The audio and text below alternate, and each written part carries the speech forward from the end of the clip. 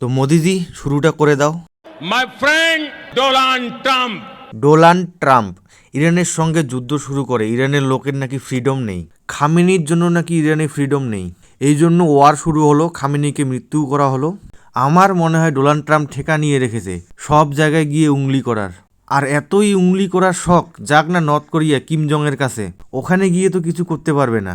মানে এই দুনিয়ায় যদি পাগল কেউ থাকে সেটা হলো ডোনাল্ড ট্রাম্প। ইরানের সাথে যুদ্ধ শুরু করলো ফ্রিডমের জন্য, এখন আবার ট্রাম্প বলছে স্টেট অফ হরমুজ খুলে দাও। লাগতা হয় ये বুড্ডা সাটিয়া গেয়া। আর স্টেট অফ হরমুজ তো আগের থেকে খোলাই ছিল, এটাই যদি চাইতো তাহলে ওয়ার শুরু করার কি দরকারটা ছিল। আর এখন রিপোর্ট আসছে ইরানের পার্টি ও আমেরিকার পার্টি কথা বলে 2 সপ্তাহের জন্য সিজফায়ার হয়ে গেছে।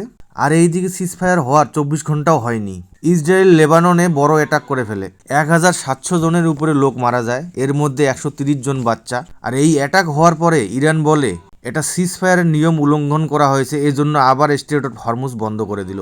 ইসরায়েলের অ্যাটাকের উপর ভিত্তি করে পাকিস্তানের কাটরা শরীফ টুইট করেন যে আমরা দীর্ঘমেয়াদী শান্তিমিলতার স্বার্থে। শান্তির কথা বলছে কে? যেখানে প্রতিদিন বম ব্লাস্ট হয়, টেরোরিস্ট তৈরি হয়, সেই দেশের পিএম শান্তিমিলতার কথা বসে। মানে জি ফাটে তো ফাটে, নবাবী না হাঁটে। সঙ্গে এসবের পিছনে ডোনাল্ড ট্রাম্পের মাস্টার মাইন্ড। ট্রাম্প পাকিস্তানকে এমনভাবে ইউজ করছে, আর ট্রাম্পও জানে পাকিস্তান একমাত্র এমন একটা দেশ যেখানে কিছু ডলার দিলে আর্মি ভাড়া পাওয়া যায়। আর আমেরিকা এটাও জানে যদি ইরানের সাথে কথা বলতে হয় সেটা একমাত্র ভারতেই পারবে, তাছাড়া কেউ না।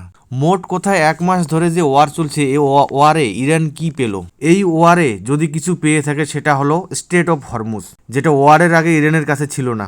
এই নিয়ে ইরানের হাজারো হাজারো লোক রাস্তায় নেমে এসেছে। ইরান জিতে গিয়েছে আমেরিকার কাছে নন নিউক্লিয়ার পাওয়ার দেশ হওয়ার পরেও। সত্যি বলতে 35 কিলোমিটার কন্ট্রোল রেখে ইরান আমেরিকার গলা টিপে ধরেছে। আমি তো গলা বললাম, ধরতে গেলে আমেরিকার অন্য কিছু টিপে ধরেছে। অনেকেই জানতে চাইছে ভারতের এইখানে কি রোল। এখানে ভারতের রোল বলতে একটাই, আগেরটাই, চুপ থাকো আর দেখো। বাকি পুরো বিষয়ে আপনাদের কি মতামত কমেন্ট করে জানাবেন। আর চ্যানেলে নতুন হয়ে থাকলে সাবস্ক্রাইব অবশ্যই করবেন।